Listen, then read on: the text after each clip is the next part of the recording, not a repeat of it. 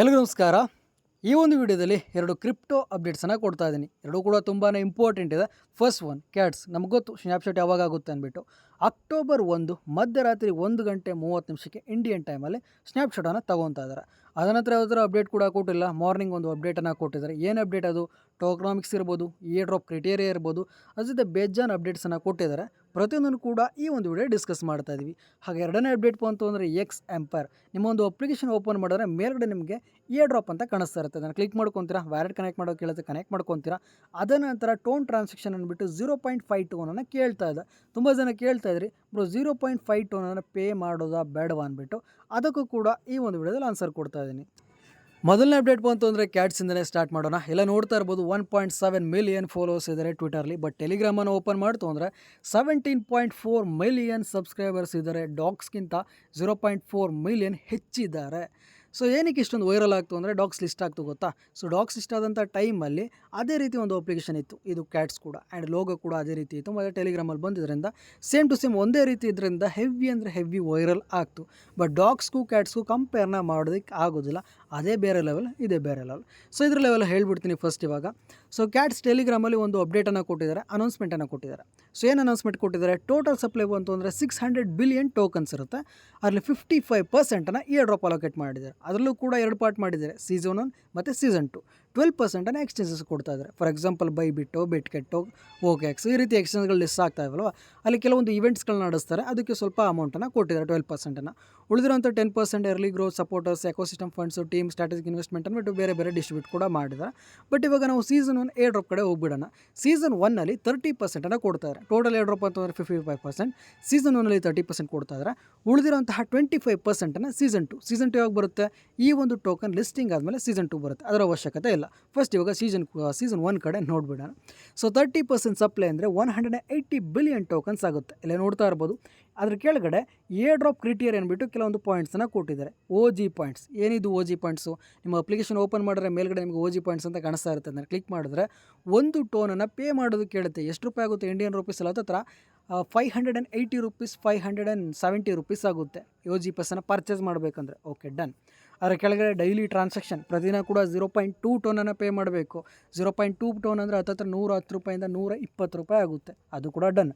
ಅದಾದ ನಂತರ ಇನ್ app activities like ಟಾಸ್ಕನ್ನು ಮಾಡೋದು, ಫ್ರೆಂಡ್ಸನ್ನು ರೆಫರ್ ಮಾಡೋದಿರ್ಬೋದು, ಅಥವಾ AI ಫಾರ್ಮಿಂಗ್ ನಿಮಗೆ ಗೊತ್ತು.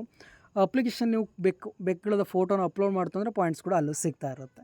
ಸೊ ಡ್ರಾಪ್ ಕ್ರೈಟೇರಿಯಾ ಏನಪ್ಪ ಇದು ಅಂದರೆ ಇಷ್ಟು ಈಗ for example OG pass, daily transaction ಮತ್ತು ಇನ್ ಗೇಮ್ ಆ್ಯಕ್ಟಿವಿಟೀಸ್ ಇದೆಲ್ಲ, ಈ 3 ಬೇಸ್ ಮೇಲೆ ನಮ್ಗೆ ಡ್ರಾಪನ್ನು ಕೊಡ್ತೀವಿ ಅಂದ್ಬಿಟ್ಟು.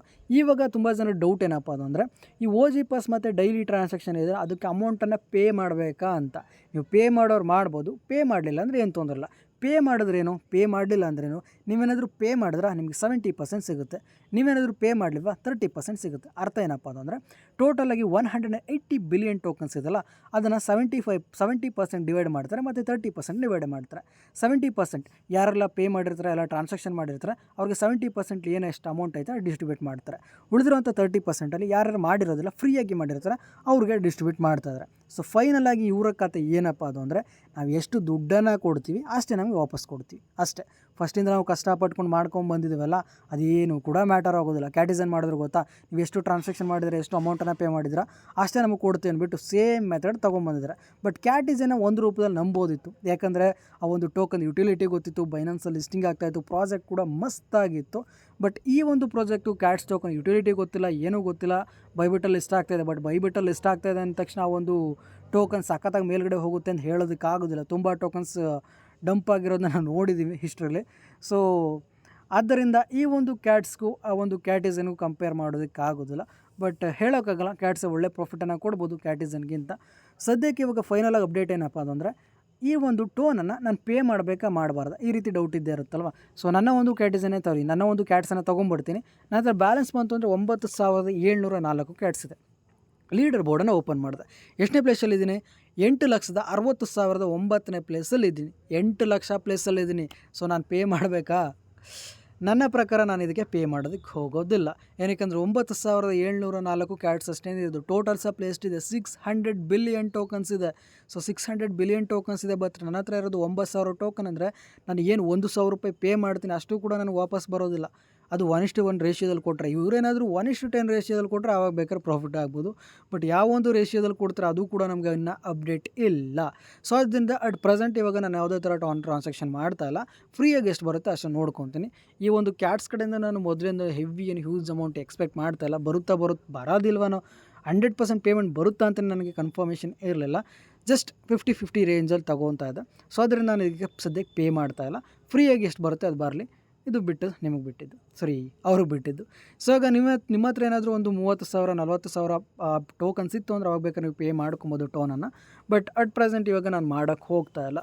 ನಿಮ್ಮ ಇಷ್ಟ, ನಿಮ್ಮ ಹತ್ರ ಅಮೌಂಟ್ ಇತ್ತು ನಾನು ರಿಸ್ಕನ್ನು ತೊಗೊತೀನಿ ಅಂದರೆ ಮಾಡಿ, ಇಲ್ಲ ಅಂದರೆ ಮಾಡೋಕ್ಕೆ ಹೋಗಬೇಡಿ. ಇದು ಬಂತು ಅಂದರೆ ಕ್ಯಾಟ್ಸ್ ಬಗ್ಗೆ ಇರೋಂಥ ಅಪ್ಡೇಟ್. ಆ್ಯಂಡ್ ಎರಡನೇ ಅಪ್ಡೇಟ್ ಬಂತು ಅಂದರೆ ಎಕ್ಸ್ ಎಂಪೈರ್. ಏನು ಅಪ್ಡೇಟ್ ಅದು? ಅಪ್ಲಿಕೇಶನ್ ಓಪನ್ ಮಾಡ್ಕೊತೀರಾ, ಏರ್ಡ್ರಾಪನ್ನು ಕ್ಲಿಕ್ ಮಾಡ್ಕೊತೀರಾ, ಕನೆಕ್ಟ್ ವ್ಯಾಲೆಟನ್ನು ಕ್ಲಿಕ್ ಮಾಡ್ಕೊತೀರಾ, ನಮ್ಮ ಒಂದು ಟೋನ್ ವ್ಯಾಲೆಟ್ ಕೂಡ ಕನೆಕ್ಟನ್ನು ಮಾಡ್ಕೊತೀರಾ. ಒಂದು ಟಾಸ್ಕ್ ಡನ್ ಆಯಿತು. ಸೆಕೆಂಡ್ ಟಾಸ್ಕ್ ಏನಿದೆ? Send transaction. ಎಷ್ಟು ಟ್ರಾನ್ಸಾಕ್ಷನ್ ಮಾಡಬೇಕು? 0.5 ಟೋನನ್ನು ಮಾಡಬೇಕು. ಸೊ ಈಗ ಮಾಡಬೇಕಾದ್ರೆ ನನ್ನ ಪ್ರಕಾರ ಇವಾಗ ಬೇಡ. ಏನಕ್ಕೆ ಅಫಿಷಿಯಲ್ ಆಗಿ ಅವ್ರು ಏನು ಹೇಳಿಲ್ಲ ಅಲ್ವಾ. ಸೊ ಟ್ರಾನ್ಸಾಕ್ಷನ್ ಮಾಡಲೇಬೇಕು, ಇಲ್ಲಾಂದರೆ ಏರ್ಡ್ರಾಪ್ ಕೊಡೋದಿಲ್ಲ ಅಂದ್ಬಿಟ್ಟು ಏರ್ಡ್ರಾಪ್ ಟಾಸ್ಕಲ್ಲಿದೆ 100% ಮಾಡಬೇಕು. ಬಟ್ ಅಫಿಷಿಯಲಾಗಿ ಅವ್ರ ಕಡೆಯಿಂದ ಅವ್ರ ಬಾಯಿಂದನೇ ಒಂದು ಮಾತು ಬರಲಿ ಅಂದ್ಬಿಟ್ಟು ವೆಯ್ಟ್ ಮಾಡ್ತಾಯಿದ್ದೆ ಅಷ್ಟೇ. ಸೊ ಅವ್ರೇನಾದ್ರು ಹೇಳ್ತು ಅಂದರೆ ಆವಾಗ ಚೆಕ್ ಮಾಡಿ ಅಪ್ಡೇಟನ್ನು ಕೊಡ್ತೀನಿ. ಬಟ್ ಅಟ್ ಪ್ರೆಸೆಂಟ್ ಇವಾಗ ನನ್ನ ಪ್ರಕಾರ ಮಾಡೋ ಅಂಥ ಅವಶ್ಯಕತೆ ಇಲ್ಲ.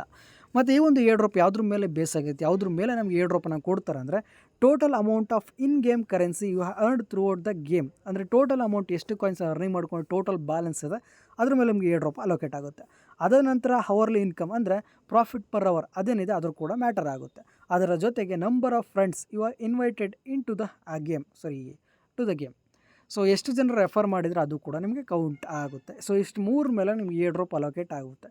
ನನ್ನ ಪ್ರಕಾರ ಈ ಒಂದು ಪ್ರಾಜೆಕ್ಟ್ ಮೇಲೂ ಅಷ್ಟೇ ಹೆವಿಯಾಗಿ ಎಕ್ಸ್ಪೆಕ್ಟೇಷನ್ ಇಟ್ಕೊಬೇಡಿ. ಒಂದು ರೇಂಜ್ ಇಟ್ಕೊಂಡಿರೋ ಲೈಕ್ ಒಂದು 4 ಪ್ಲೇಟ್ 5 ಪ್ಲೇಟ್ ಎಗ್ ರೈಸ್ ಬರುತ್ತೆ ಅಂದ್ಕೊಂಡು ಬೇಜಾನ್ ಎಕ್ಸ್ಪೆಕ್ಟೇಷನ್ ಇಟ್ಕೊಳ್ಳೋಕೆ ಹೋಗಬೇಡಿ. ಸೊ ಅದು ಬಂತು ಅಂದರೆ ಎಕ್ಸಾಂಪರ್ ಬಗ್ಗೆ ಇರೋಂಥ ಅಪ್ಡೇಟ್. ಸದ್ಯಕ್ಕೆ ಟ್ರಾನ್ಸಾಕ್ಷನ್ ಮಾಡೋಕ್ಕೆ ಹೋಗಬೇಡಿ, ಜಸ್ಟ್ ಬಿಟ್ಟಿರಿ ಪೆಂಡಿಂಗಲ್ಲಿ. ಮುಂದೆ ಬಂತು ಅಂದರೆ ನಾನು ನಿಮಗೆ ಅಪ್ಡೇಟನ್ನು ಕೊಡ್ತೀನಿ. ಸೊ ಇಷ್ಟು ಹೇಳ್ತಾ ಇವತ್ತಿನ ಇಲ್ಲಿಗೆ ಮುಗಿಸ್ತಾ ಇದ್ದೀನಿ. ಮುಂದಿಡೋದಲ್ಲಿ ಹೊಸ ಅಪ್ಲಿಕೇಶನ್ ಅಥವಾ ಹೊಸ ಅಪ್ಡೇಟ್ಸ್ ಬರ್ತೀನಿ. ಅಲ್ಲಿವರೆಗೆ bye guys, love you all, take care.